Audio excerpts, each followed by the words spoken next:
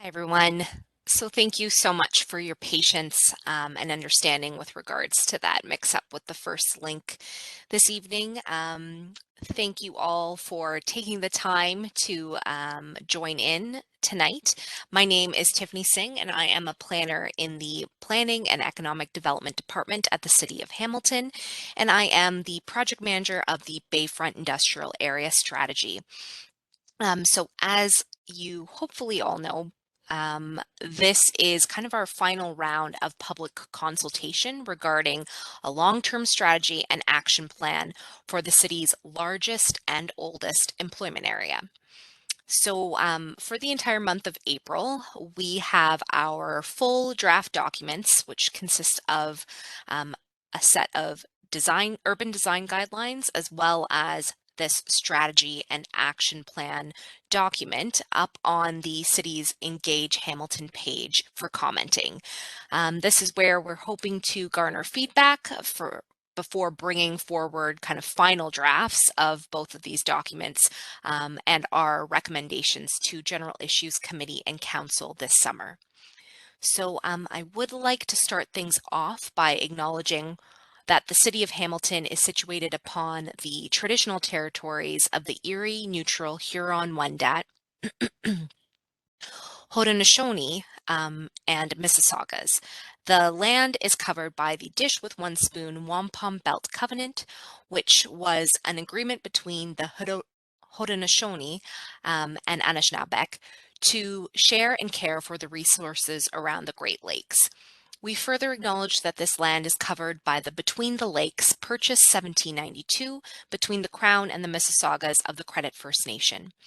So today, the City of Hamilton is home to many Indigenous people, and we recognize that we must all do more to learn about the rich history of this land so that we can better understand our roles as neighbors, residents, and policymakers.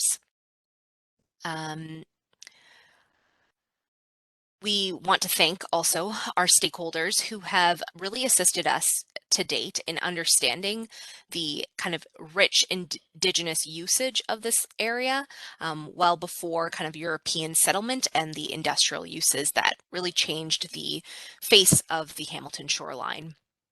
So now I'd like to remind everyone that today's discussion will provide a high-level overview of the Bayfront Industrial Area Strategy, the scope of work, the work that has been completed to form kind of this draft strategy document, the iterative engagement process that we've taken to really understand and gather insight on the complex issues that exist here and also the strengths.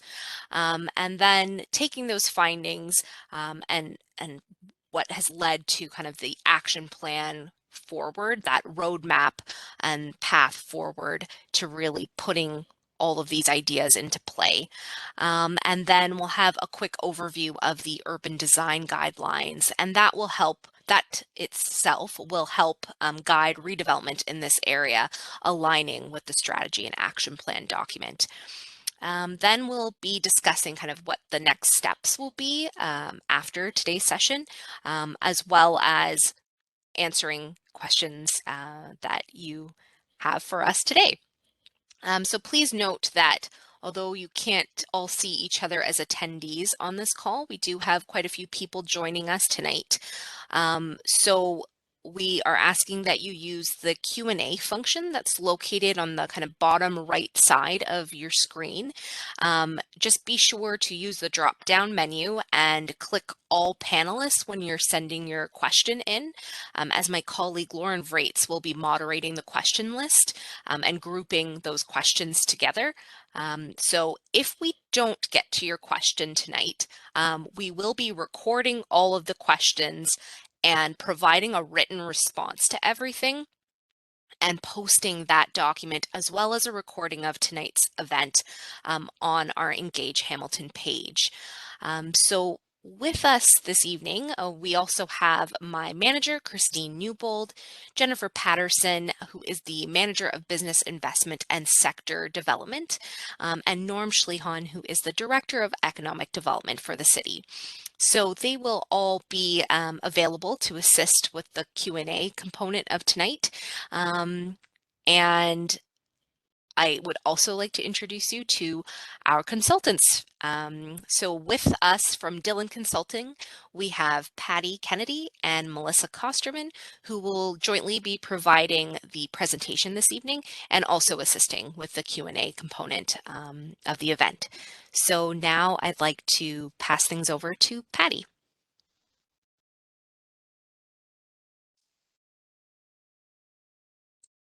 Noted on the map. One other important observation, perhaps if this is the first time you're seeing or learning about the project, the study area is essentially all the designated industrial and employment uses in the area. The area is a significant economic pillar for the city. It's a provincially significant employment zone under the province's growth plan for the Greater Golden Horseshoe. It's home to almost 20,000 jobs, approximately $25 million in annual tax revenue. It's Canada's largest steel cluster. And recognizing there's a number of important sort of economic strengths to the area, there's a number of existing and as well as emerging issues to be addressed.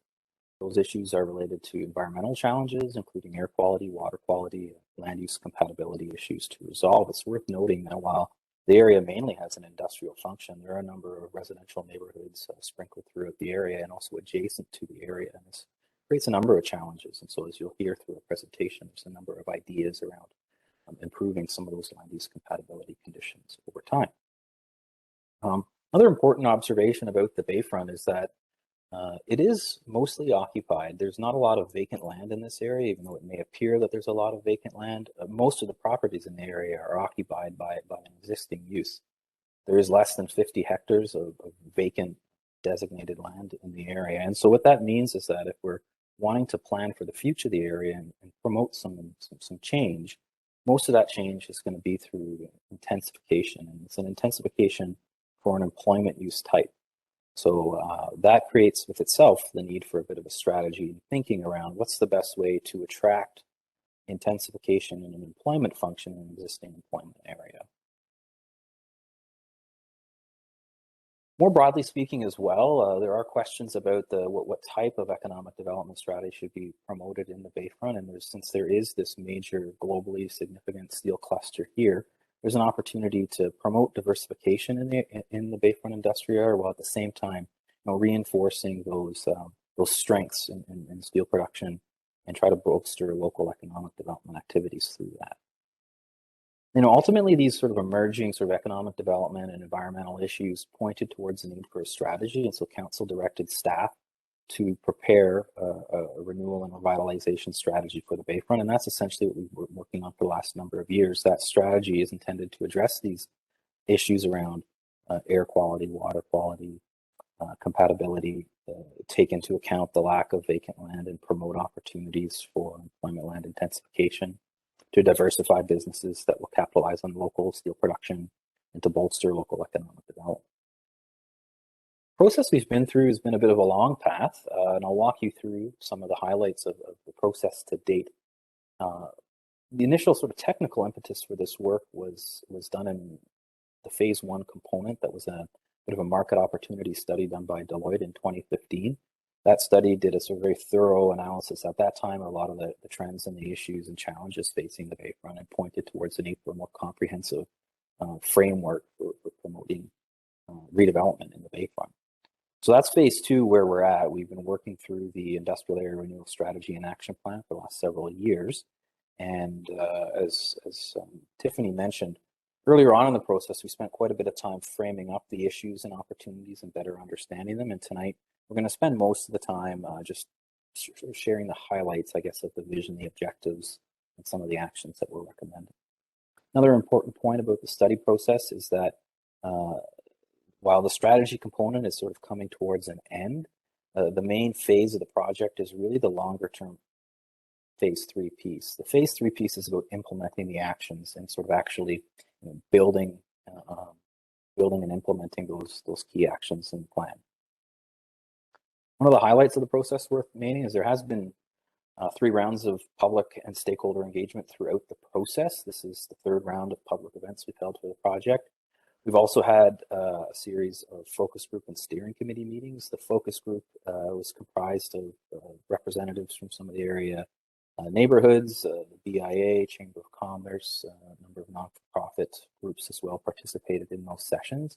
Our steering committee meeting was comprised of a selection of local landowners, as well as representatives from academia to help us think a little bit about some of the emerging trends and issues outside of the Bayfront that we should be considering in the strategy. We did pause about halfway through the process, recognizing a lot of our engagement work was missing an important element. We hadn't had a lot of participation through those channels from the folks who are going to be working here in the next 10 to 20 years, so the youth component. So the city did spend some time collecting feedback and input through a series of sessions focused with youth groups. The city also led a series of one-on-one consultation activities with Indigenous communities. We were also able to leverage the sort of the technical leads at City Hall and the different departments in our technical advisory committee. And a number of the actions here that we're proposing tonight have been sort of vetted through the different departments of the city because a number of these actions are multidisciplinary and will get picked up in different parts of the city and beyond. And finally, my colleague Melissa will be walking us through the design, some urban design highlights later on, and those guidelines that have been prepared for this project were presented to the design review panel late last year. So let's switch gears and talk a little bit about some of the strategy components. The vision for this area is a modern industrial campus for innovation, clean industry, resilience, and progress.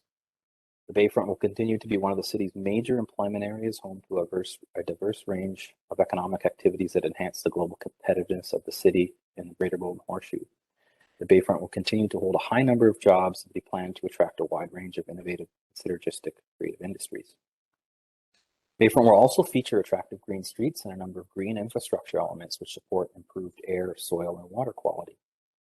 Redevelopment of the Bayfront will celebrate the rich social, cultural, and environmental history through a wide variety of public art, wayfinding, murals, public institutions, and public spaces. The area's well-connected transportation system will enable industries to efficiently move goods via port, rail, and highway networks through the Bayfront, and making use of the extensive networks of roads, transit, bike lanes, multi-use paths, and sidewalks. The port will continue to be a vital piece of infrastructure, helping to support a number of economic activities within the Bayfront and beyond. So that vision statement is further sort of broken down into a series of 10 core objectives. If you happen to have a chance to peruse the strategy document, you see this further explanation on each of the objectives and sort of points towards some of the measures to sort of measure the implementation and the success of these different objectives. But in no particular order, the objectives are maintaining the employment function of the Bayfront. While a number of these larger industrial areas over time throughout North America have experienced a bit of decline, perhaps in some cases, and have been subject to mixed use intensification and mixed use development. The core function of the core objective of the strategy is to maintain and enhance the critical employment function of the Bayfront, to attract a high quality of industrial uses to complement those existing industrial strengths. In appropriate locations, promote a greater diversity of uses. And what we mean by this is finding opportunities to introduce some of those employment supportive uses, places where people can gather, people can rest, get a healthy meal, visit a gym or exercise. And so these are sort of what we call employment supportive uses that would support the broader function of the employment area. And that's what we're talking about in that sense. Could also include research and development uses as well. Fourth key objective is around promoting brownfield redevelopment, adaptive reuse, and employment land intensification. That's sort of recognizing that a lot of the lands are already been developed, so they will be subject to some remediation and renewal as they're redeveloped. Excuse me. So the fifth objective is around improving the air, soil, and water quality within the Bayfront. And at the same time, as we sort of think about some of the physical improvements that we'd like to see in the Bayfront, improving the attractiveness of the public and private realm through urban design element is the sixth objective of the strategy. Seventh objective is around providing opportunities to resolve those land use compatibility issues in the Bayfront that result from close proximity between industry and residences. Tiffany highlighted this a little bit early on, but the area does have a long and rich cultural heritage history. going back to sort of pre-settlement into Indigenous times, and our work does highlight some of these, some of this unique history that's place specific to the Bayfront. And so one of the core objectives is about recognizing that history, celebrating it, conserving it either through built form conservation practices or by sort of documenting that history and through wayfinding and placemaking and that sort of thing. The 9th objective is around continuing to improve the transportation network. The 10th objective is to provide opportunities for public access to the waterfront to enhance important views and vistas.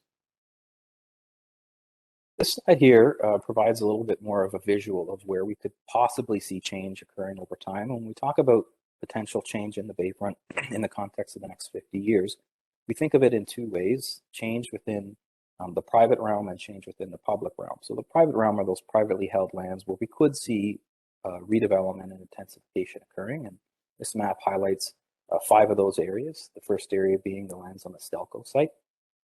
Piers 25 to 27. These lands are identified in the Hamilton and Oshawa Port Authority's own land use plan as a place for beautification, public realm improvement, but also further infilling and intensification. So we're capturing plans that are already underway and recognizing them. The Qew Gateway Area you see to the right of your screen along Nikola Tesla Boulevard and Qew is a major gateway and entranceway into the area. So there's an opportunity to promote some proactive land use change so that the visibility of this important employment area can be enhanced through redevelopment in these locations. Burlington Street has a similar function as the main east-west access through the area. And while there's a number of active existing industrial uses on this area, that we also see opportunities for infilling and intensification and ultimately redevelopment along this important corridor. The areas in yellow are what we call the edge areas. These are interface areas, places of transition. Generally, they accommodate today existing light industrial uses, and they tend to be smaller parcels. So as redevelopment and intensification occurs in these areas, there's a potential to also try to soften some of the transition and address the compatibility issues that I was speaking to earlier. So that's the private realm sort of vision for opportunities for change. The public realm component is extensive. The opportunities for change are quite extensive. This diagram shows most of them on one figure, and it is quite busy, so I'm not going to go through it. In fact, my colleague Melissa is going to walk you through some of the key elements in the next slide, but suffice it to say, it does include places for streetscape improvement, places for edge improvements, places where we can enhance important views and vistas and this sort of thing. The one thing to note on this slide is there's also opportunities for a number of active transportation improvements. For sort of visibility reasons, they're not shown on this, but they're spoken to in the strategy document. At this point, I'd like to turn it over to Melissa, who's going to walk you through some of the highlights of our urban design guidelines, which are a complementary tool to the overall strategy. Thank you, Patty. So yes, at this point, we are going to go through a high-level overview of the urban design guidelines work that we've done. So the purpose of the urban design guidelines are to develop a high-quality design for the area, and this will provide the city with a practical urban design guidance tool for existing and new sites in the Bayfront. The Bayfront's industrial landscape is an important part of Hamilton's rich history, present landscape, and has a great potential to play a significant role in the future of Hamilton's unique working waterfront environment.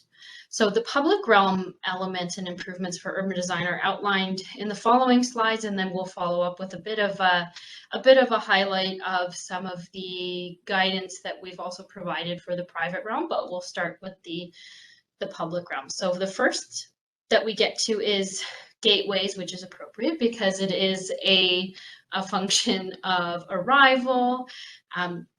So gateways are a physical and visual point of entry into a unique area. The Bayfront, it already has some informal existing gateways, but implementing formal ones will help to really enforce a unique sense of place, as well as wayfinding for those that might be visiting the area or coming through the area. So you might be asking what constitutes a gateway and what are we really proposing? So there's 2 hierarchy elements that we are proposing. There's major and minor gateways.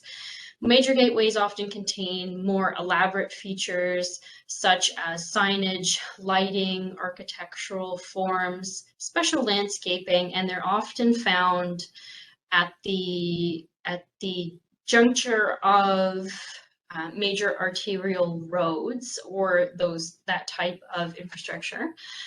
Minor gateways are more of a subtle sense of arrival, and they're achieved through simple signage, landscaping. That's kind of the essence of what a minor gateway would entail. And so wayfinding is also important to also create that sense of identity. Having a cohesive range of wayfinding signage helps to bring a sense of place and create a safe environment for visitors to the area, and for those who are trying to find their way through the site to various employment locations. They can be applied throughout the Bayfront within public rights of way for those locations that are more public in nature, and then there's applications also for private wayfinding if there is a larger internal site that requires a bit more direction. There's a variety of views of, from, and within the Bayfront that are quite important and require consideration, which we've touched on in the larger document, such as iconic industrial overhead infrastructure. It should be maintained and enhanced. Views of the escarpment should be protected. And views to and from the water should be enhanced. Public views to the water are few and far between, and there are some opportunities that we've flagged where that could be explored and enhanced. Improving the streetscapes is one of the more effective ways to bring visible change to the Bayfront, as it's one of the most accessible to the public. A large amount of the area is privately owned, some of which is industry where it is fenced and patrolled. So the streetscapes are really where the general public will experience any visible improvements. And again, we have two levels of improvements being suggested. The first is major, the second is minor. Major streetscape enhancements include greening, street trees, active transportation improvements, pedestrian amenities, wayfinding, and cultural interpretation signage in strategic locations, largely along Burlington, Industrial Drive, and Nikola Tesla Boulevard. And then we also have minor streetscaping improvements, including a lesser extent of greening, active transportation, and pedestrian amenity enhancements. And those are largely for the north-south streets. In our document, we included a series of cross-sections to really demonstrate the guidelines that we were bringing forth. The guidelines and the cross-sections have been coordinated with the Sustainable Mobility section at the City of Hamilton to comply with the city's Complete Livable Better Streets Design Manual. So these cross-sections illustrate how these improvements are applied to the different typologies of roads, because not all roads are made the same. Some require different levels of service. Some require truck turning movements. Some are less intensively used.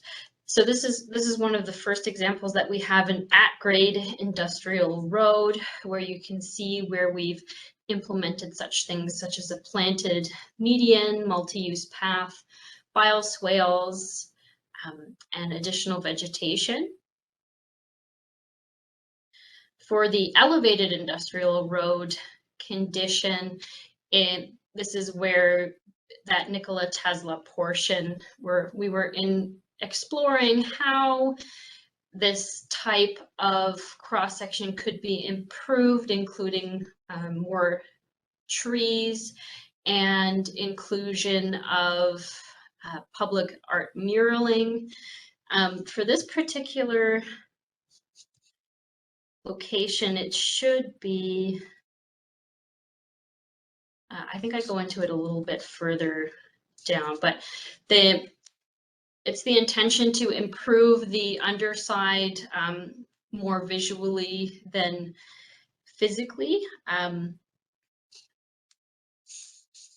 then the next one is connector streets. So these are more the local connections, mixed neighborhood and industrial connections, the smaller streets that have access to the commercial, the residential, and the lighter industrial. So these are less intensively used, but still have the opportunity to receive those secondary streetscape improvements, such as greening, multi-use paths, really bolstering the urban forest canopy, of which I think the number was 3%.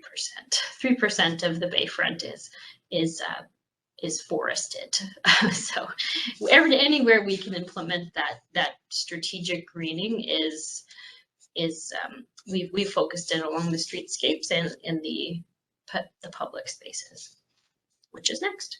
So this section speaks to the improvements and potential areas to intensify and have those additional spaces. So currently only 4% of the land area is parks and open spaces. So it's probably where the 3% of trees are. If you just do a little bit of math, it's important to develop a strategy to include developing these public spaces as areas redevelop, and developing landscape buffers also to help mitigate any issues for land use compatibility.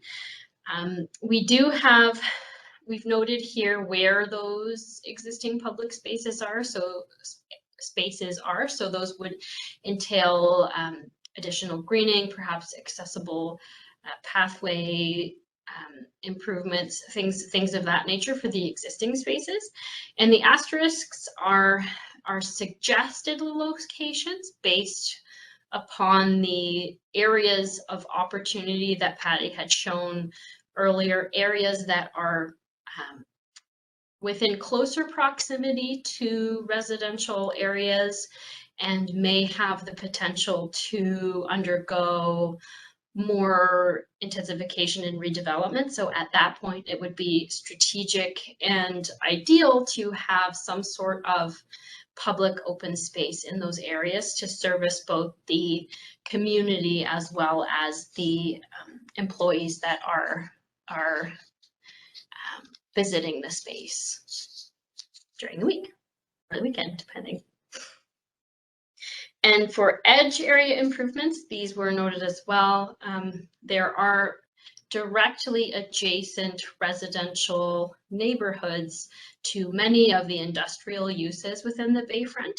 During consultation, it was noted that there have been land use compatibility issues in the past between these uses, and while not all of them are addressed in the urban design guidelines, because that's not really the avenue for it, there are some more visual compatibility improvements that can be applied in both the public and private rights of way, such as screening landscapes, decorative fencing, and muraling to really soften the any visual issues that may be occurring, but not in all locations, and not a cookie cutter effect either, because there are some. It was noted that this area has character. It is that industrial character. So having screening where appropriate, but also allowing visual permeability where appropriate as well, in order to stay connected to that industrial heritage.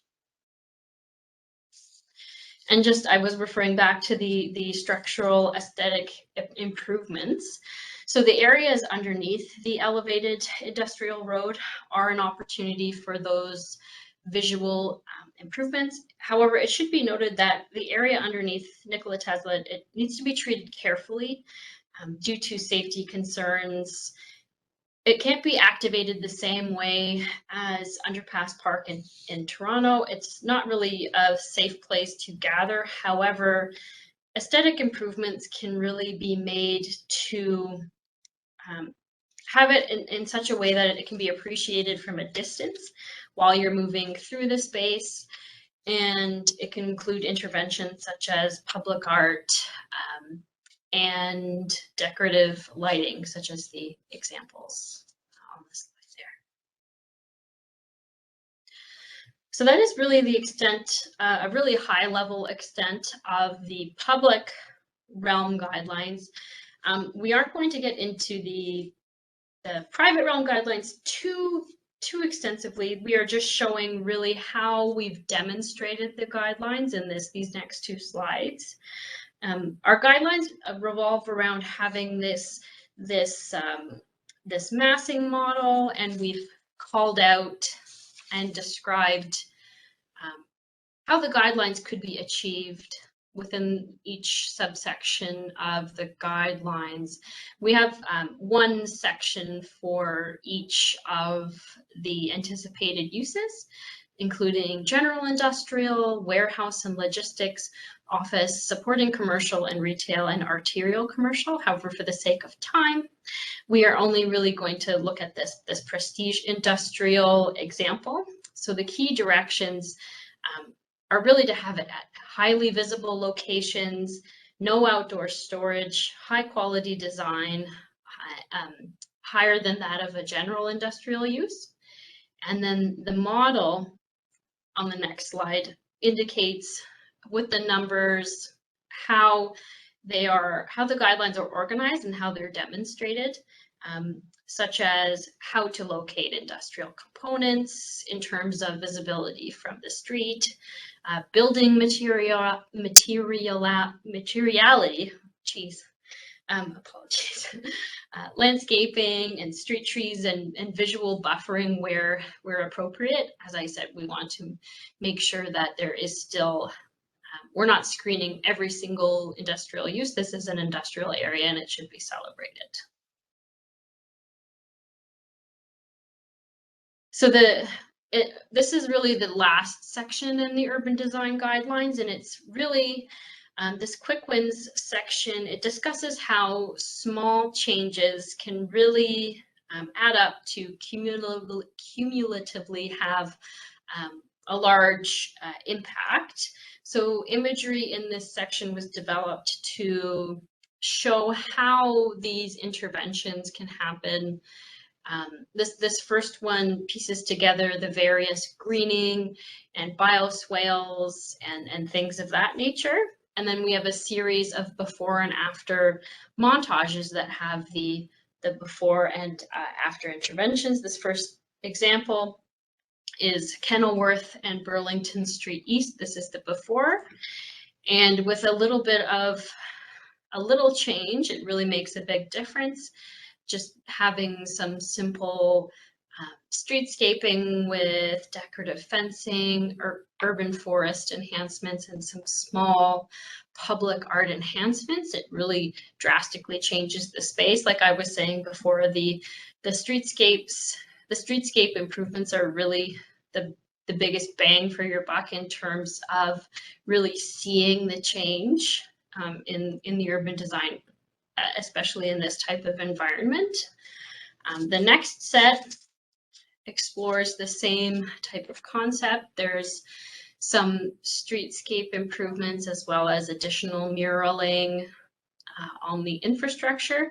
We're not looking to screen the infrastructure. We really want to highlight and celebrate the industries that have really made a name for themselves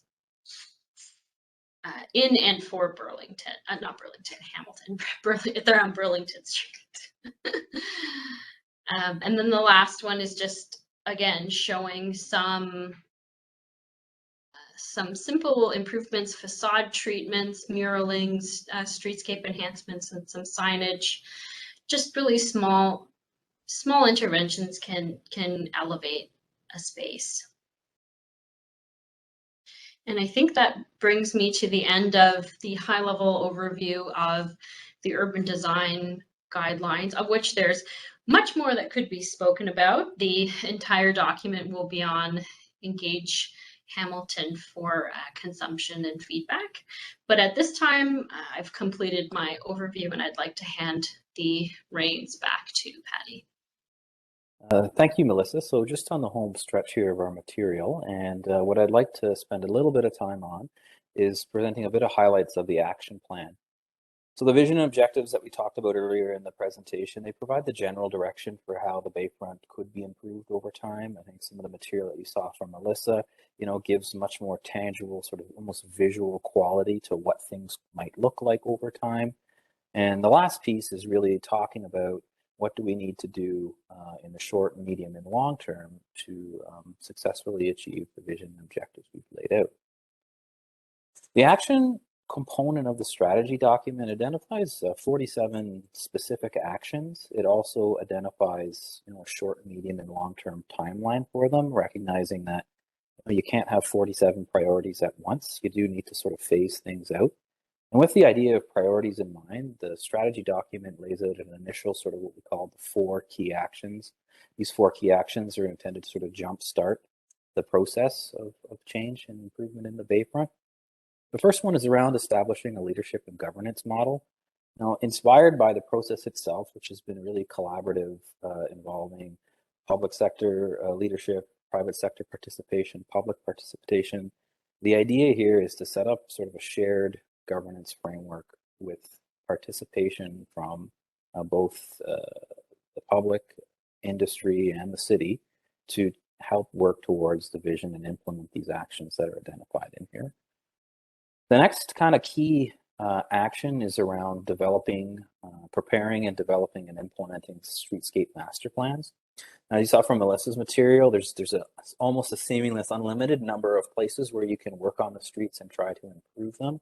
So the action plan does identify an initial area of focus so that we can realize some change over the short term. And this is the street's initial concentration of the streetscape plans is around Burlington Street between Bay and Woodward, Ottawa Street between Barton and Burlington, and the area under Nikola Tesla Boulevard. The third kind of key action is around establishing a community improvement plan and project area for a couple of locations in the study area. Community improvement plan generally is this tool that municipalities are allowed to create under the Planning Act, where they can incentivize specific types of change that they want to see. They can offer grants and loans to industry to do things like green building enhancements, facade improvements, or even brownfield redevelopment. So it's sort of a key tool that can help prompt a bit of change in certain locations. And the idea would be to pick a couple locations for pilot areas to test out the programs to find out which things work and where we need improvements. So the pilot areas are around Burlington Street between Bay and Woodward and Ottawa Street between Barton and Burlington. The fourth kind of key action is about trying to achieve some sort of physical signal that change is afoot in the Bayfront, and it's about trying to attract and build an architecturally and flagship type building in the Bayfront that could house any number of uses such as R&D uses or something that has a bit of a convention or social interaction function that allows industry and whatnot to work together and collaborate. Now, these next few slides, there are, as I said, 47 actions. I am by no means going to go through all of them. There's they're organized around 6 themes, and I'm just going to kind of pick one in each to talk a little bit about, and then we can get into the Q&A portion. So around the first theme of leadership and land use policies, there's about a dozen or so actions, and another one of these key actions beyond the governance body and structure is around developing a bit of a targeted land acquisition strategy, so that where we're having issues perhaps around compatibility, the city can try and figure out what to do about it by acquiring some land or other aspects of that we could promote economic development through land acquisition. Another of these kind of key actions is developing some further land use options for those areas of potential change we spoke about earlier. Those areas are sort of sketched out in a very blobular way, very high level way. And it's also worth noting that this is a strategy document. It's not a statutory plan prepared under the Planning Act. So there's no actual like changes to zoning bylaws or official plan land uses specifically through this strategy, but there's an opportunity to examine if we need to make any changes to optimize and sort of better position lands to achieve the vision. So that's the idea around taking a closer look at those areas for potential change. And you'll note in this case, this is a medium-term priority. Around the public realm improvement, one of the other kind of interesting opportunities beyond some of the things that Melissa spoke to would be in the very short term, see if we can identify some very specific opportunities on private property where private landowners are interested in jumping on board with this vision and doing some public art, some mural work on their site and property that's publicly visible. And again, it would really enhance sort of the branding of the area and the visual quality of the area. And again, it's a short-term kind of quick win action that's noted in the strategy. Third theme is around naturalization and livable climate. There is about 8 specific actions noted in the area. And Melissa alluded to this earlier. The tree cover in the Bayfront is 3%. The city's target is 30%. And so there's an ample opportunity for improvement. And while there's ample opportunity on private lands, they do have a number of functional active employment uses in those areas. So there's a great opportunity to concentrate within the public right-of-way and develop a bit of a priority tree planting program where we can pick some very specific areas and target them for tree planting improvement in the short term.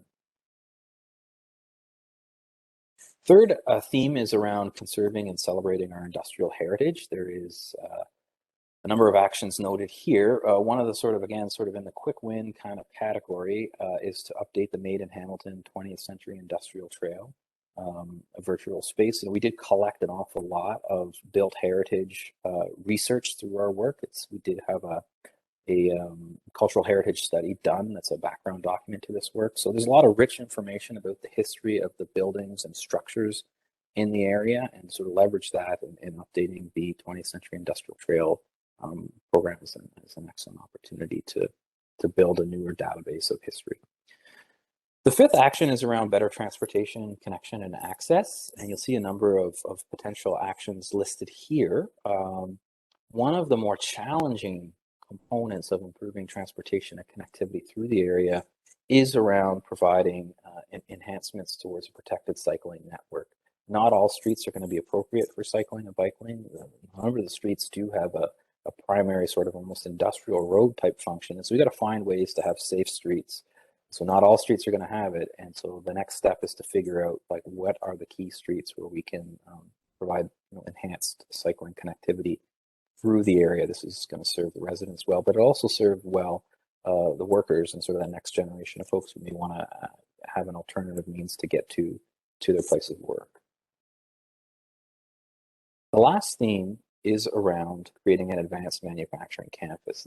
These sort of actions are more focused on creating an environment for investment and attracting new investment into the area. And so we didn't talk about this too much, but an overall brand and marketing strategy for the area would really help to reposition the area overall, because it does have, while it has very important history and legacy, which is excellent, leveraging that to look towards the future and the vision that we want to create for campus it can be achieved at least in the short term by laying out a bit of branding and marketing. And this could also inform any of the wayfinding work and some of the other stuff that's going on. So if it's done in a kind of coordinated way, it could be quite impressive. So I'm going to pause here. Our material is done, and I'm going to hand it back to Tiffany, who's just going to walk briefly through next steps. All right, thank you, Patty and Melissa. So with regards to next steps, this session is being recorded and will be placed on our Engage Hamilton page for anyone that may have missed today's live event, or unfortunately there was maybe some delay with being able to join the session due to my mix-up with the link earlier. All of our questions that you've been sending in to us, They are also going to be recorded, and answers will hopefully be able to provide answers to everything in the session. But if not, we will provide answers in the document as well. And so that document will be posted on the Engage page next week. So as mentioned throughout, all of these documents are available in full. So the strategy action plan document is one, and then the urban design guidelines as well. Both are located in full format on the Engage Hamilton page. It's kind of like on the right side. If you scroll down just under the timeline, you'll see two links right there for the full and front to end version of both documents. And then if you scroll down to the kind of bottom half of the Engage page, there's an opportunity to kind of provide comments on each component. So we will have that open until the end of the month for commenting. And then we will be taking in all those comments, making refinements to these documents, and then finalizing them for our recommendations to General Issues Committee and Council this summer. And then if all goes well with our plan and recommendations to Council, and if it's endorsed, we hope to start phase 3, which is really the implementation stage of those key activation actions that were mentioned, those catalyst actions. We hope to start working on those in Q4 of this year. So my colleague Lauren has been compiling all of your questions and kind of sorting them and grouping them. So we're going to start kind of the Q&A component of this event. So the first few questions are related to kind of urban design. So public realm question. One of the most valuable lands in the waterfront. One of the most valuable lands is the waterfront. Any intention to open up the waterfront specifically for public use?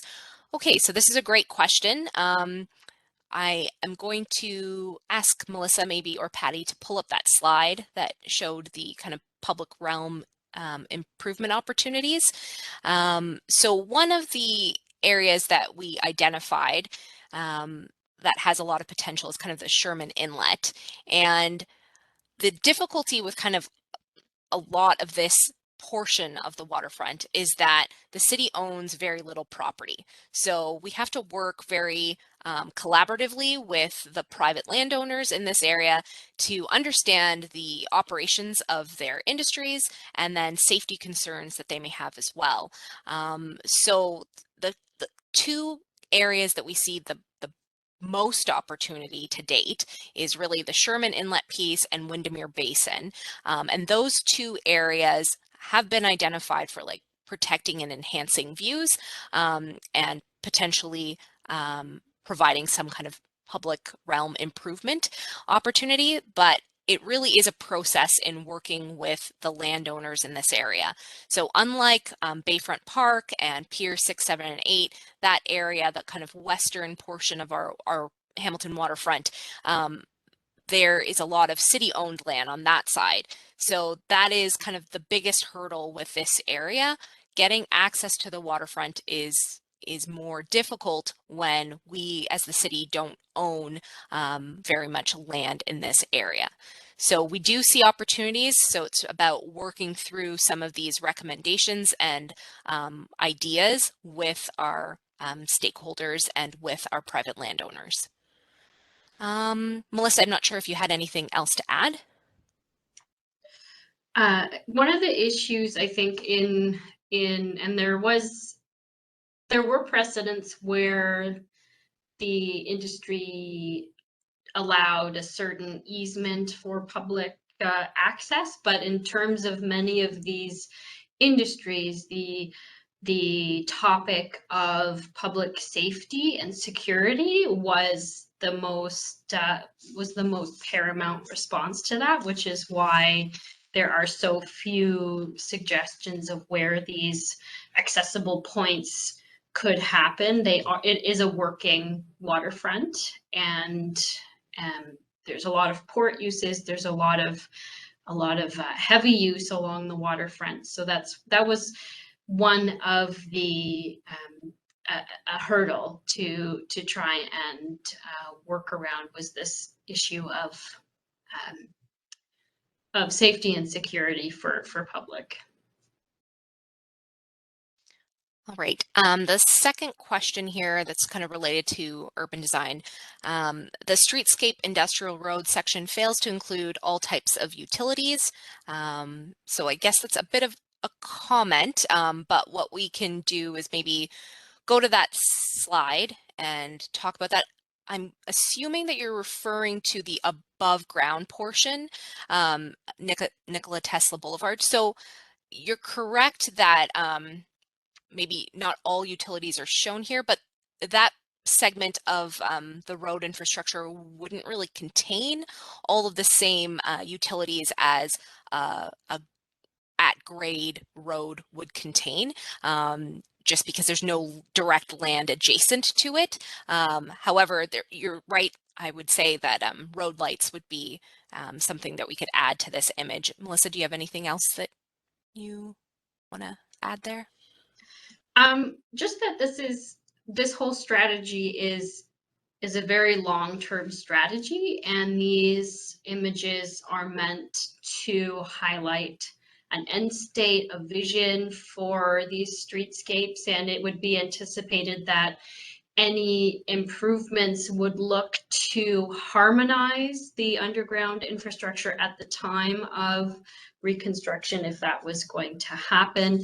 Also to include any new technologies that would allow for these shade trees to occur, and also to have those underground utilities located where they are required to. Also, because this was a high-level urban design exercise, we did not look at underground utilities. That would be more of a detailed design exercise when that exercise would happen. But that is definitely one of the components of a redesign of a cross section for a road would be the identification and possible relocation and harmonization of underground utilities and above ground utilities, for that matter, depending on where they are, with the proposed infrastructure improvements and vegetation along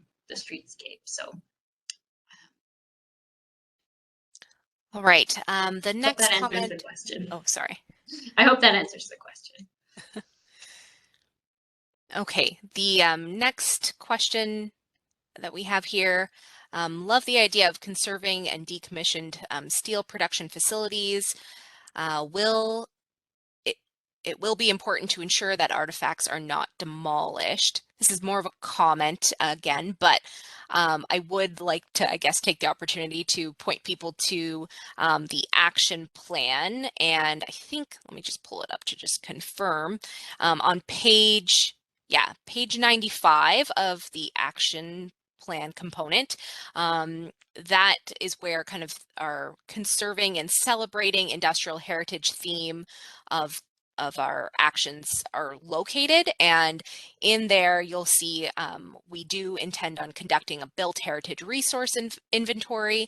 Then we would like to create a benefits of heritage conservation marketing brochure.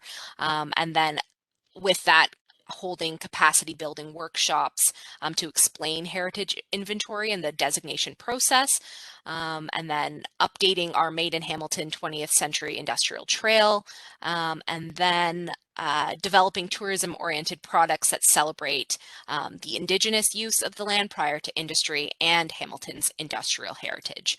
So those are kind of all the actions that we have that kind of speak to and promote the unique heritage in this area. Okay, the next one here. Have you identified comparator industrial zones that have been successfully transformed? Okay, so that is a great question. We have looked at a lot of case studies, in North America and globally, and it has been quite difficult to find an apples to apples comparison. The best practice situations that we've come across of industrial lands and using them in alternative ways have been situations where the industrial use has really been removed from the land. Like it's no longer, it's decommissioned completely, and there's no adjacent industrial use in direct proximity to this older industrial area. And so that ability to adaptively reuse it for kind of a public purpose is a lot stronger because you don't have an industrial use active on the site anymore. So we have looked at it, but I'll let Patty talk about this a little bit more. A super question. So as we alluded to, as Tiffany said, it's a bit of a challenge to find comprehensive list of successful examples that you say if you would find waterfront redevelopment, you would find the exact opposite, an endless list. But some of the ones we came across were Menominee Valley in Wisconsin, which has been sort of comprehensively redeveloped over time with mostly employment uses and then some sort of complementary entertainment uses, and a lot of great lessons learned from that exercise around, leveraging some of the stormwater improvements that were required by enhancing and using naturalization and things like that, and sort of enhancing the public realm. That was an excellent example. Another one of the other exercises, although on a smaller scales in Philadelphia, the redevelopment of the Navy Yards, a former naval shipyard, into sort of a more prestige employment type sector, provided another good example of I'll bet on a smaller scale of that type of redevelopment. And the report does pick up and use some examples of the Bethlehem Steel redevelopment in Pennsylvania as well. Some really neat. You'll see some of the iconic celebration of heritage from that example as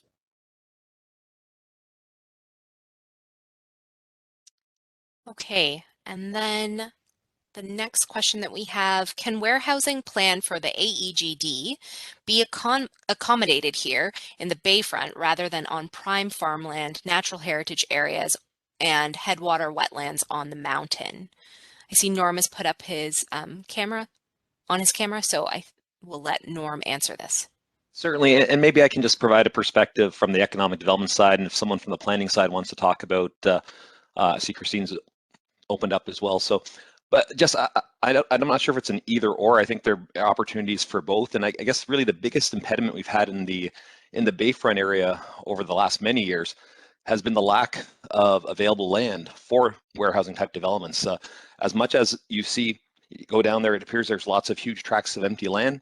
There really aren't. Now, the big game changer here is what's going on with the sale of the Stelco lands, which is going to offer up a huge opportunity for a multitude of uses, including warehousing type developments. So I think there's a huge opportunity down there for a wide variety of, manufacturing, warehousing, and whatnot. But with respect to the AGD, I don't think it's a matter of, I don't think these folks that are currently up there, like the developers that have bought around the airport, are just going to say, hey, here's our opportunity. Now we're going to go down to into the north end. So I think there's an opportunity for both of those areas, but I see, I'll turn it over to Christine from a planning perspective, for perhaps if she wants to make comment on that.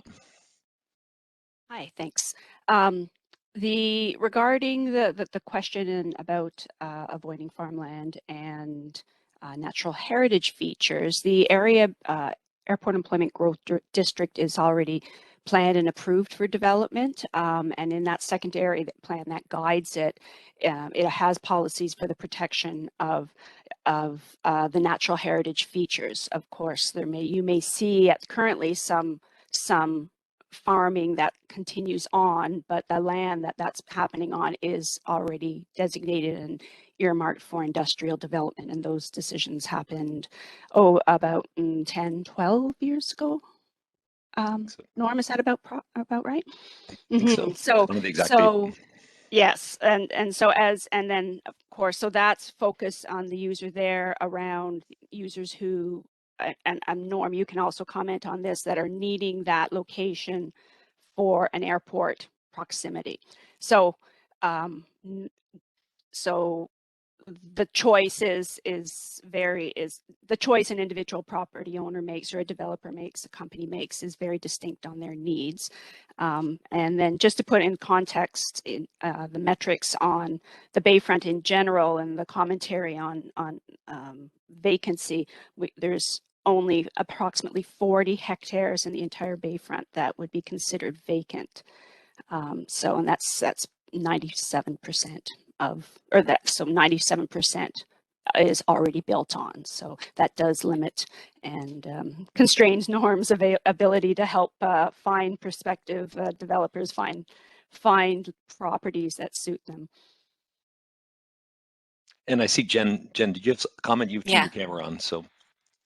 So I just wanted to kind of reinforce what you were saying, Norm, in terms of Hamilton is a multimodal city, and so we look at, especially from a warehouse distribution perspective, we do get a lot of that type of use, and in around the airport, again, back to Christine's point as well, whether they're airport related, cargo related, or they're port related activity, and that's what we see. So we do get that activity happening, but again, it's limited what we have available in terms of land. So I just wanted to reinforce that. So, and just one last comment, those Stelco lands, I can't emphasize anymore from terms of that. Jen mentioned the multimodal, to be able to have, the ability to have water, rail, and road all in one location will be a huge opportunity for Hamilton and the industry that wants to, and the companies that want to go there. All right, thank you. I'm just going to move on to the next question here. So this is kind of following up to the public use question that we had earlier. How can private owners be encouraged to provide public use along the waterfront? That is another great question. So one thing that I've noticed through this process, I inherited this file, so I joined kind of halfway through this project. It started a while ago. But since joining, I had, I guess, perceptions of the adversarial kind of relationships that there may be that exist amongst various stakeholders. And I was very happy to find that there is a lot more unity in this stakeholder group that we've conversed with than I would have perceived initially when I joined the city.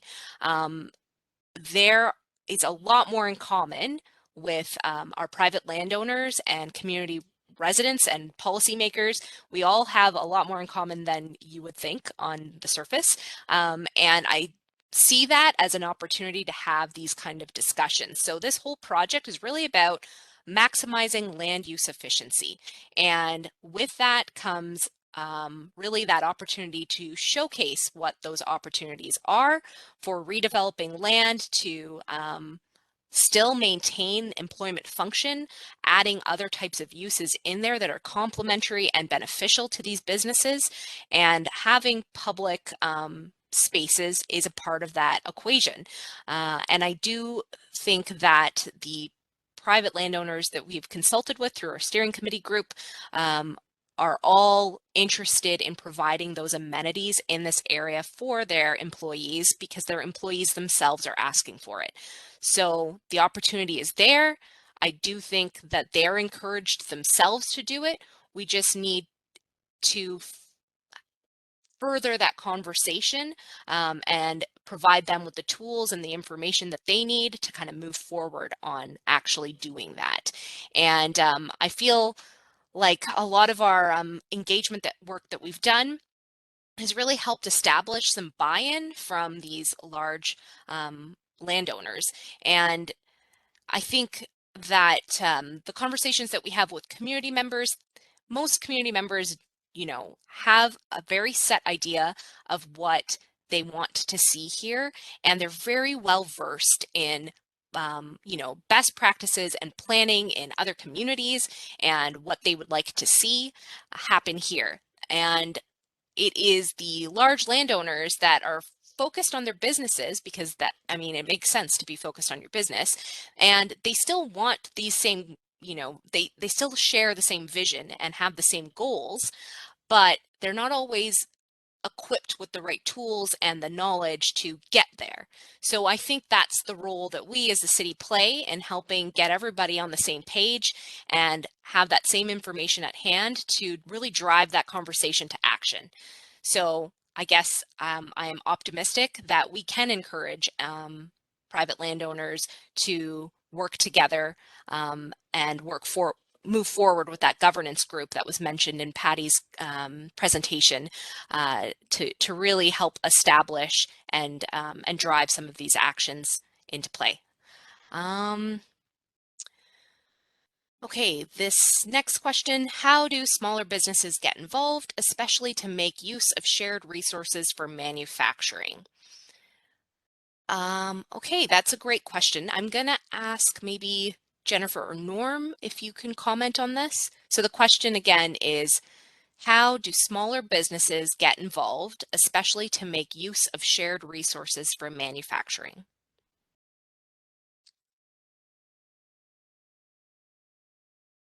Norm, did you want to start off with this, or would you? You know, Jen, if you'd like to start off on it, and I can follow up. Sure. I guess if from and shared resources for manufacturing, I mean, again, a big part of what our team does in terms of encouraging companies to support each other and make those connections, whether there's opportunities for supply chain or supporting each other in terms of what may participate. And even if I look at organizations like HIA, the Hamilton Environmental Industrial Association, how they share resources together, and they're small, but a lot of larger size businesses, but I think there is a lot of that taking place already. But part of what the work that our team does, I'm going to say from a business retention expansion, like what we do and how we go out, we encourage that support and working together. And the Chamber of Commerce also works along those lines to help companies engage and support each other. And I guess in terms of getting involved here, I think part of the exercise that we're doing right now and today is encouraging companies to participate in this, and I'm making sure that their voice is being heard. And how do we encourage further engagement? I think for us, that's really important to understand what your needs are, and again, how we can support that work moving forward. Hopefully that answers the question, and it is a great question. Thank you. And to your point, Jen, there, I think a lot of this is still to be determined how that's going to, you know, how is that going to all work together? I mean, there is some collaboration going on right now, but I think as we put this group together and move forward, I think there's going to be other opportunities that as we come along the way, that those opportunities will come to the surface. So I think it's a little difficult right now to determine exactly how that's going to happen. But to Jen's point, with the Bayfront Industrial Association and other businesses down there, there is already some certain degree of collaboration. And I think that by going through this process, we can actually make these opportunities more evident, more prominent. All right, thank you. Let me just see the next question here. So, how much land will become available here in the Bayfront thanks to Stelco's announcement? It's around 600 acres. All right. I'm just going to add actually something to the comment that was the question from before about small business involvement. So one of the components of this strategy is really that creation of an advanced manufacturing innovation hub. And the idea is for the steel giants in the area to be an anchor, but to assist in creating synergies with other industries that kind of use steel and can kind of create a catalyst for advanced manufacturing in this area and creative new technologies. So that is supporting small businesses, research and innovation that are related to these industries. So it may not be an immediate involvement of small businesses per se, but they're not being excluded, if that makes sense. The other component of this is really rebranding the area as well, and all businesses would be approached in the area to get involved with that messaging, that how we want to rebrand this area and how that governance group is really going to undertake that work. It would be with participation of all the businesses that are located in the Bayfront industrial area. So I'm not sure if that helps answer it a little bit further, but there are definitely elements that will support small businesses out of coming out of this plan. Next question. Is there an estimate of the cost to service or upgrade services to the BEZ, or is it fully serviced already and good to go?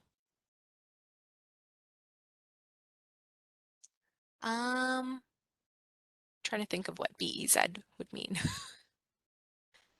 Probably the Bayfront area. Okay, just in general. So I don't know if Patty wants to speak to this about the servicing in the area. I can certainly try. So in general, yeah, the Bayfront has full municipal services. A number of the properties also have private services, private wastewater treatment and additional facilities they require. That being said, this area has been industrializing for over a century. So there are a number of areas where the servicing require improvements and upgrades. There's a component of the action plan. We didn't spend too much time talking about it, but there are a number of actions around improving and upgrading the water, the wastewater, and the stormwater infrastructure in the Bayfront, as well as actions around fiber optics and other forms of sort of enhance the digital connectivity of the area. So while technically it's fully serviced today, there's lots of work to do to make it more competitive and better service. Yeah, I'll just add to that. So with regards to stormwater, wastewater servicing in the area, we have, with industrial uses that are permitted, there is quite the range of what those impacts could be. So a warehouse, for instance, has very little kind of stormwater management needs compared to a steel factory. So understanding what's coming in or how a property like Stelco's property could be redeveloped and what future users may come in, it's a very tricky exercise unless we know the exact company that's going in. And so that is part of the action plan component to that Patty was referring to. So I think it's page 92 of the document, and it's under the leadership and land use policy kind of theme of actions. And in there, we've got completing a local level stormwater, wastewater servicing strategy. And that is kind of the big piece that would answer kind of this question in more detail. Okay, next question. Is there an estimate of the cost to service or upgrades? Okay, so it's kind of related to that same thing. So we don't have an estimate, but through completing that action, we would have a lot more detailed information. And then some environmental questions now. Any thoughts about incorporating thermal energy sharing infrastructure among companies and into the adjacent neighborhoods through district heating? So this is a great question, and it has been discussed amongst our steering committee members. So that's the large landowners in the area and some academics. And it's really a part or a subcomponent rather of creating an eco-industrial park. And I'm just going to pull up the document again because that is one of the actions. I just don't remember what page it's on.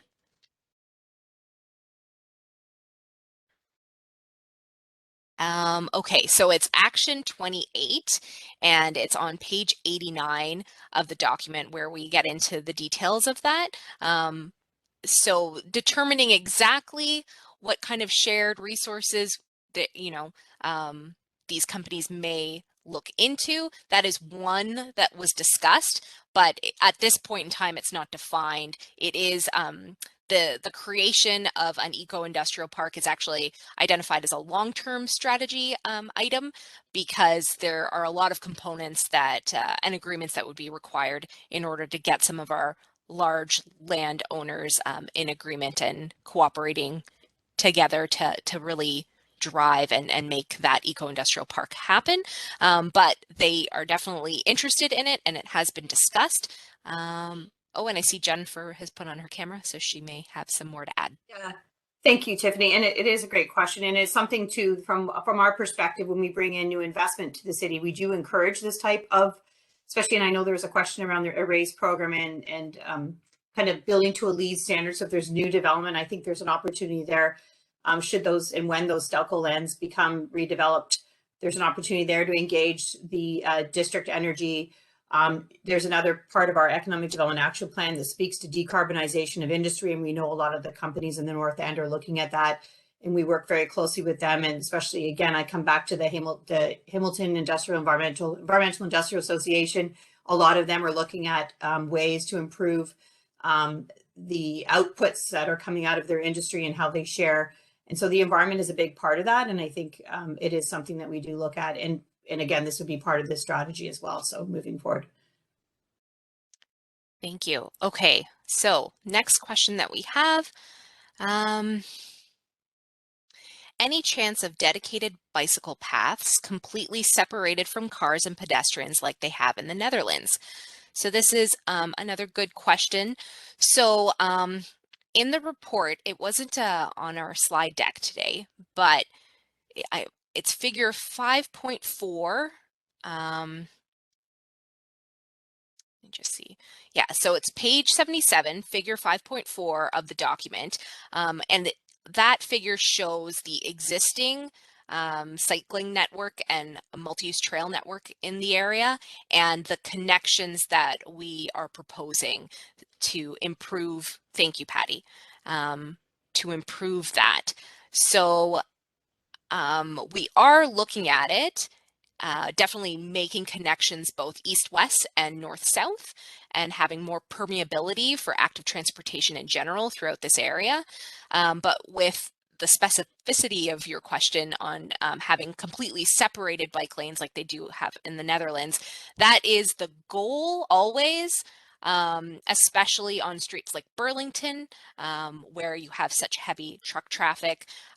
However, we haven't specified exactly what routes would be separated and what would maybe have to be at grade. The goal is always to increase the safety for active transportation. And currently, the existing multi-use trail that exists on Burlington Street is separated. It's just not continuous. So that's the part that we really want to address and have identified as part of this plan. And so we would want to continue that separated situation that does currently exist on Burlington, but just make it continual and connecting from basically Wellington Street and all the way to Beach Boulevard to Eastport Drive there. Okay, next question. Are we going to build in sufficient finances to use best practices for creating a tree canopy? Example, more mature trees planted in adequate soil. The city has a history of planting young trees in small holes and not achieving shade or carbon sequestration.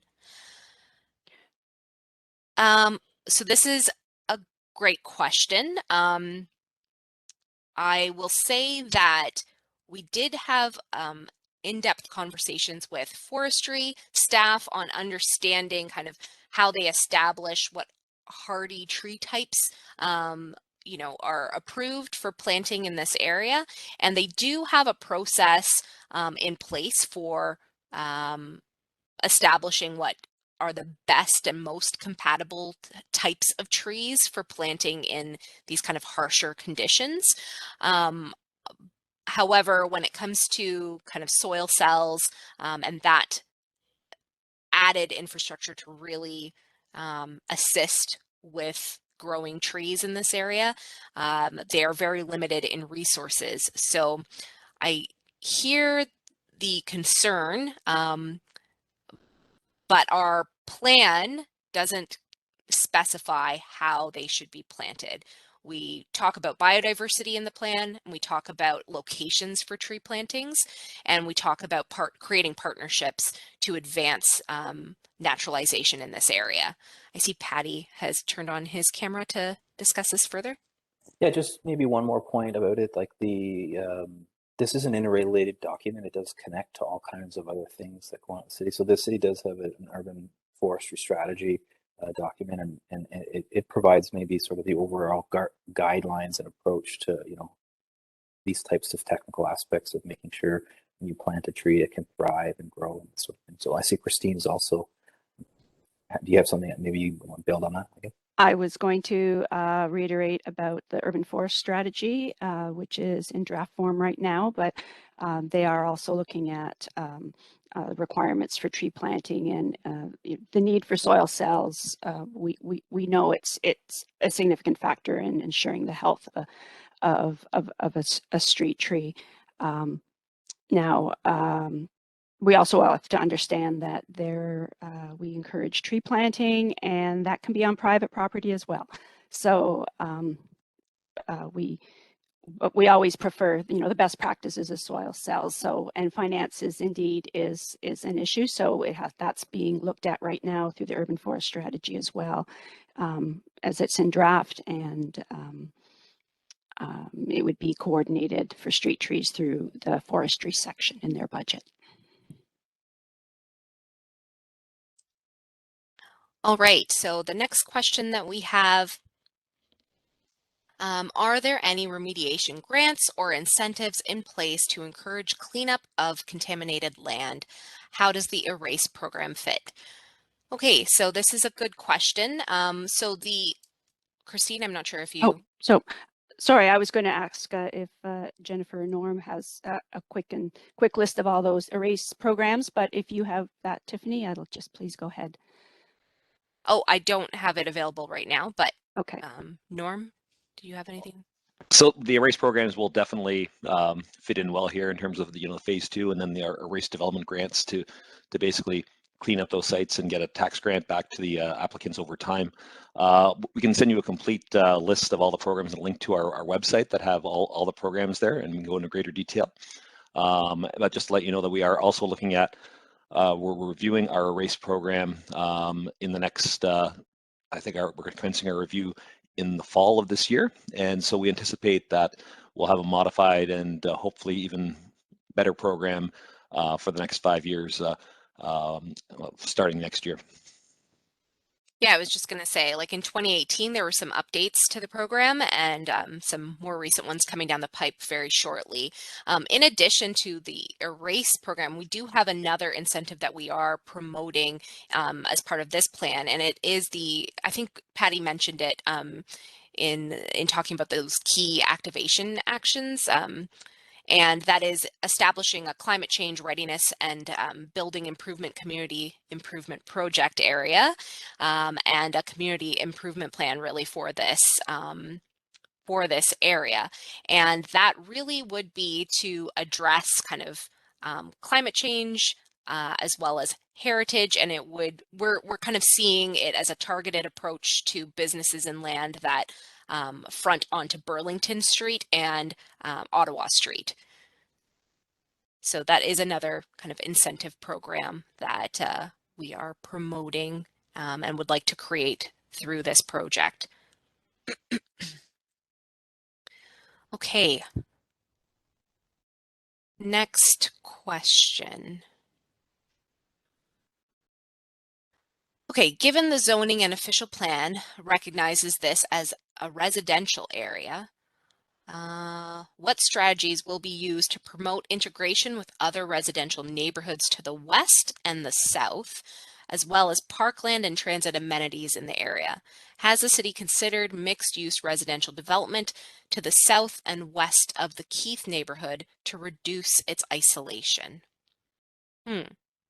Okay, this is really in reference to the Keith neighborhood. Okay, so I will say that this project, the scope of this project is really focused on employment areas, and we do note that there are residential neighborhoods that are directly adjacent and within the employment area.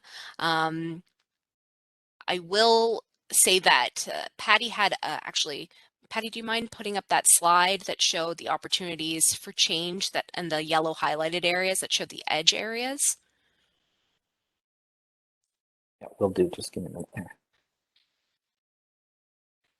So we do want to create more compatibility and transition some of the heavier industrial uses to kind of softer employment uses that are more compatible with the abutting residential neighborhoods.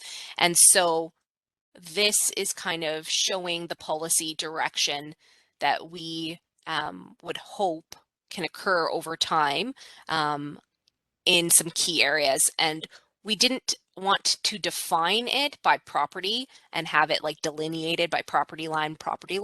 So instead, the approach was to kind of show the general areas that, you know, improving kind of that compatibility through softer employment uses that are a bit more compatible with residential uses could occur. And so the yellow is really showing those opportunities that we see that taking place. I don't know if Christine, Tiffany, or yeah. maybe can we just highlight, like with the cursor, where the area is in question, where Keith neighborhood is? Patty has the. No, it's over. Tiffany, can you direct? I can't because Patty is. But no, can you tell Patty where to? Oh, okay. So you're gonna go. It's north and then to the west of where you are. Just a little bit more to the east and a little bit north. Okay, that area. Generally. Generally that area, yes. Yeah, in the residential pocket there. Just a little south. You're on Patty. Burlington Street now. That's okay. The area more to the west that was described. Yeah. So the question though was whether or not we're looking to at considering mixed use residential development to the south and west of this neighborhood. So we are definitely looking at kind of the north and the western portion. And then you will see that there is opportunity for change identified here to the east as well. Directly south, it hasn't been identified, but really in very close proximity, we have, again, some more yellow identifying opportunities for change. So majority of the surrounding area to the Keith neighborhood has been identified. But again, we didn't want to limit it to delineating property line by property line and instead kind of use this globular approach. But then when we get to the stage where we're looking at policy changes, potentially zoning or secondary plan opportunities or special policy area opportunities, and that's identified in the action plan, that would be more defined. Okay.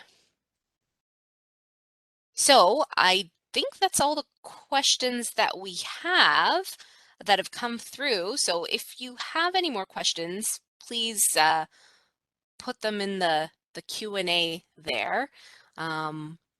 We will hang tight for, you know, another 10 minutes maybe, if anyone's maybe too shy or still thinking about how to word their question.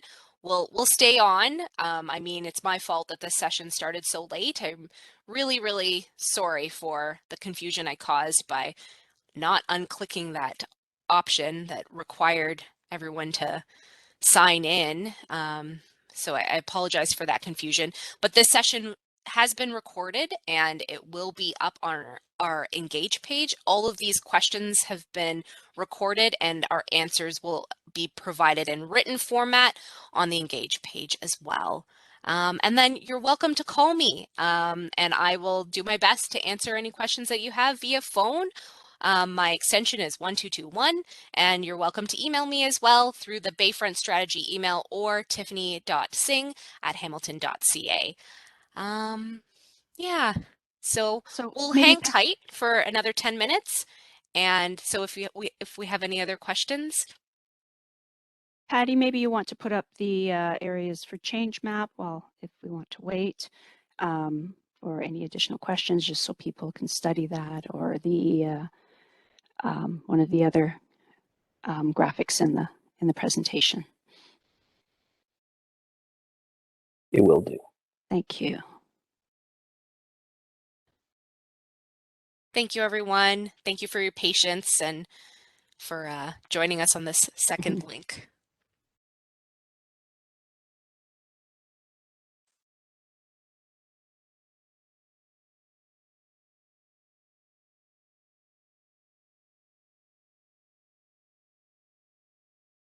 Oh, I also wanted to direct people to the story maps on the Engage page.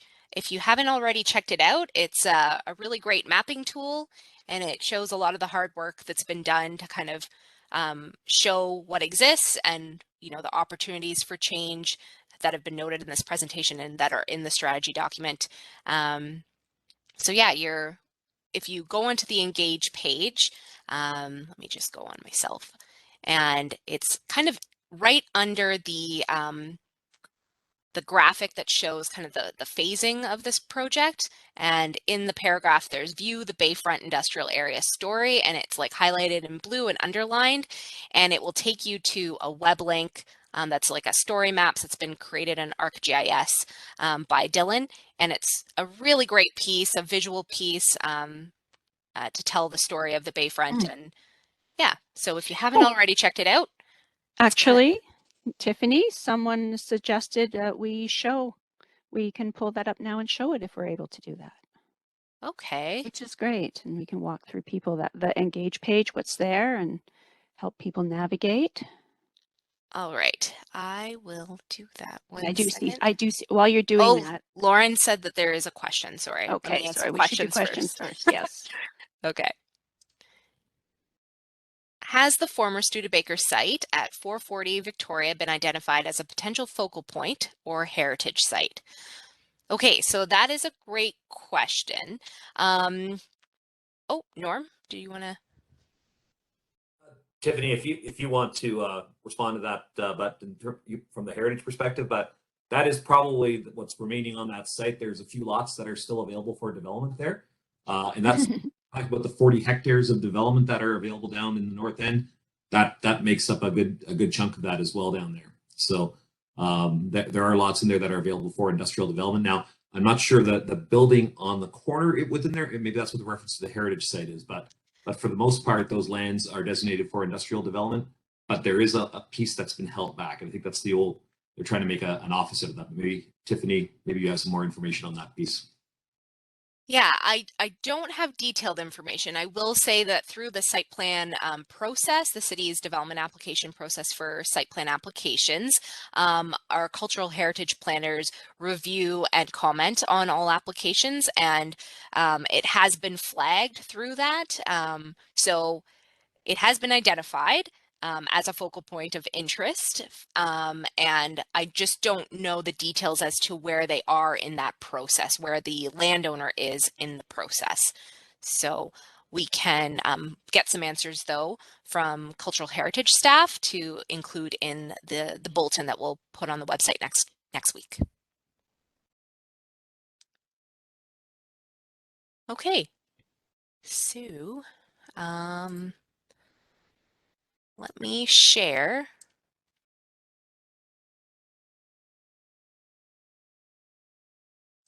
my screen.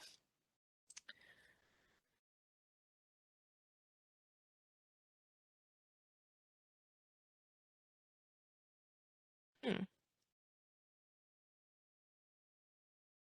think do you have to pull it up first and then share? Yeah, I thought I had it up. Okay. Share.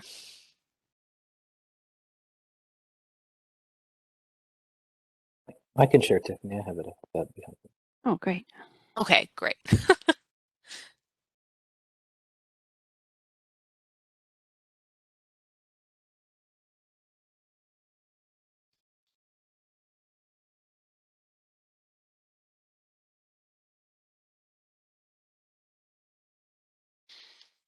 Right, so you can talk through the landing site. So yeah, when you land on the city's Engage HQ Bayfront strategy.ca site, you'll see just a sort of a landing page that talks about the process and year to date. And one of the more interesting areas to click on is the Bayfront industrial area story map that Tiffany was talking about. And then what you'll see is a bit of a scrolling exercise, but it sort of walks you through a lot more detail, a lot of the strategy materials. It starts with a little bit of the background and history. And there's a lot of sort of more interesting, tangible visuals if you're more curious to sort of see about some of the early beginnings of the Bayfront. There's a bit of an interactive timeline that walks you through the settlement and land uses change over time. And there's some really maybe more interesting graphic about the changes in the shoreline development over time, sort of the pre historic 1900 shoreline, and you can see it evolve over time as industrial filling and whatnot came into play. So there's a bunch of really interesting things, and then if you're sort of more interested in Bayfront today, you can click on that, and there's a bunch of say story maps that describe the existing conditions around land use and waterfront access and these sort of things. And so it's quite a bit of material under Bayfront today. And then the tab that we spent most of our time on today was walking you through the aspects of the action plan and strategy. So you can kind of poke your way through that. And of course, there's the next steps tab that describes the steps in the engagement process. And then there's full draft documents if you want to check them out on the link there. Tiffany, anything else to highlight on the page that you'd like to point to? No, I think that's it. I just think that it's a really effective visual piece, especially the shoreline change.